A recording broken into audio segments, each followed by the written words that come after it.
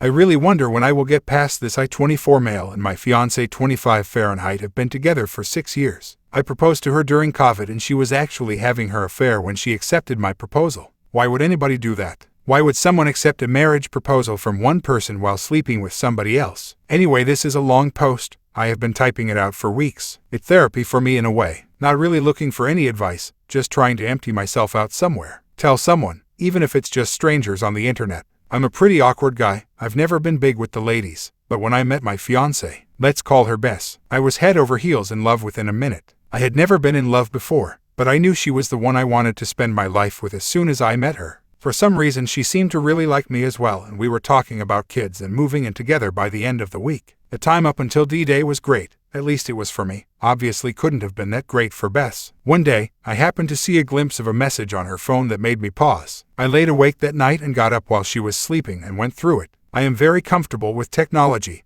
I actually make a living through some mobile apps I made. I'm not super rich, but I could comfortably take a year off without suffering any long-term economic consequences. Anyway, I didn't find anything absolutely conclusive, but I did find a lot of suspicious stuff like deleted messages. She also had a Snapchat contact with an icon that indicated a lot of interaction. There were also some pictures of a guy I didn't recognize. So I installed spyware to monitor her mobile. I just did a Google search and selected the most expensive service I could find. I could even turn the camera and microphone remotely. The next day Bess was supposed to go on a 5-day business trip. She works in sales, so this wasn't necessarily something that was strange for her. But as soon as she was out the door, the messages started going back and forth. I was devastated. I vomited several times. I just couldn't believe what I was reading. For a long time I refused to accept what it meant. I became obsessed and started going through everything I could get access to. I found out their affair had started more than 2 months before I proposed to her. Her AP, a work colleague, was a married man 10 years her senior with 3 children and a wife that was 7 months pregnant at this point.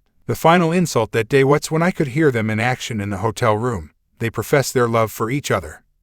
Badmouth me and his wife. They talk about running away and starting a new family. I was totally distraught. I had no idea what to do. I didn't have the guts to call and confront her. In the end, I ended up calling my best friend since childhood. Let's call him KK. Grew up in a Brazilian favela. He was already tough as nails when he and his mother moved in next door when I was 12. This was in the UK, by the way. K's father had died a few years before. K never really talked about it. His mother said he died in a random act of violence. My mother left us when I was 10. She was an addict and my father never remarried. K didn't know a word of English, but over that first summer we became close friends and I learned some Portuguese and he some English. I guess we bonded so strongly through shared trauma. Me and K has been inseparable since, which is kind of weird. I am a conflict-shy and awkward nerd. K is very popular and not afraid of anything, unlike me. K is not big or muscular or anything like that, he's just damn tough. Everybody loves K. In high school someone planned a surprise party for him and 250 people showed up.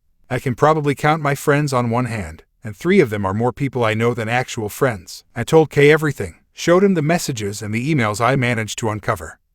He was silent for a long time. He told me that he couldn't give me any specific advice because this was something I had to deal with. I had to deal with this the way that was right for me. He then proceeded to remind me about a girl he had been with that had cheated on him. He went nuclear. He exposed her to family, friends, and went no contact. I had no idea what to do. K's suggestion was the only thing I had, so I told him that I wanted to do with something like that to Bess. For the next few days we packed all her stuff, drove it to a storage unit, changed the locks on my apartment, and prepared to pick her up from the airport. Thankfully K was driving. I was actually sitting on my hands to hide how much they were shaking. Bess was all happy and laughing. When she got into the car she instantly notices something wrong with me. I just told her I wasn't feeling well. K smiled at her and told her I had a cool surprise planned for her at her parents' house. I didn't say anything, not a single word the entire trip. I tried to not let her see my face. And I faked the smile as best I could. From the moment Bess got into the car, the rest of the day seemed like it played out in slow motion. I had already talked to her parents the day before and told them we were coming by. I told them I had the surprise announcement to make. When we arrived there were hugs and smiles and I almost backed out at that point. I love her parents, they've been so good to me and always made me feel welcome. Soon Bess was sitting on the sofa in between her parents. At some point someone asked about the big surprise. Kay encouraged me to go on. I started off by telling her parents how fond I was with them and how grateful I was that they had welcomed me into their family and treated me in such a way that I always felt welcome. Then I choked up for a few minutes. I had this entire speech planned out. It was eloquent and composed. I totally forgot my speech, so I just blurted it out. Bess has been cheating on me with a work colleague that has kids and his wife is 7 months pregnant.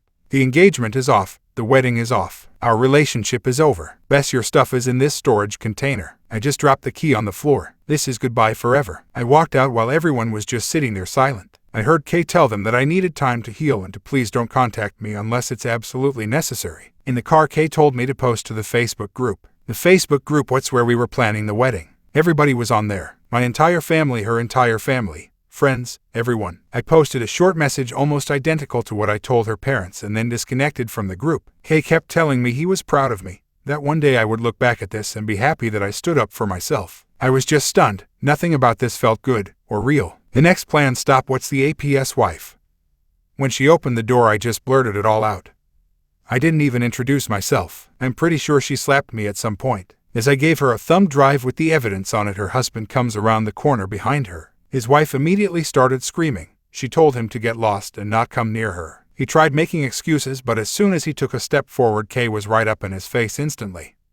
You heard the lady. Get out. After a bit more back and forth, he eventually packed a bag and scuttled off. Kay talked to his wife for a while. I was just trying to process my screwed up life in my mind. In the end, we were invited inside. Kay called his mother and we agreed to spend the night until her father could arrive the next morning to pick her up. She was scared her husband will turn back up and she did not want to be alone. Inside, I was treated like I had turned invisible.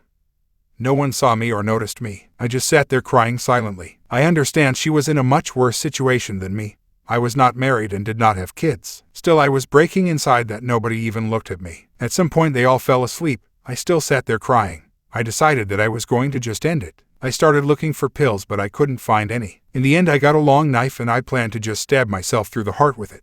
I held it towards my chest with both hands, and when I took a deep breath, the knife went under my rib cage and penetrated about a centimeter. It hurt like hell. I sat there for a while watching the knife with the bloody tip. I have no idea how long I stood there. In the end, I left the knife on the table and went back to my chair. There I sat crying for the rest of the night. I just couldn't get my head around what's happening. Her father arrived 5:30 in the morning. I opened the door to let him in. I was covered in blood. He was amazingly calm, considering how I looked. He calmly asked me some question, and if I was okay. I mumbled some gibberish. He went inside to find his daughter while I just stood there holding the door. Shortly after, Kay came out to talk to me. I stared at him for a minute, then I just passed out. I woke up in the hospital. It's 3 months ago now. Kay stayed with me the first few weeks after I returned home. He was scared I was going to off myself again. I haven't talked a word to my ex-fiancé. I changed my phone number, I blocked her email address and all access on social media. She has come to my door a few dozen times. She talks through the door.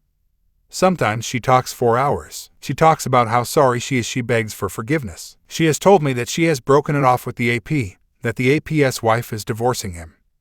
That she's been fired because the APS wife reported them to HR.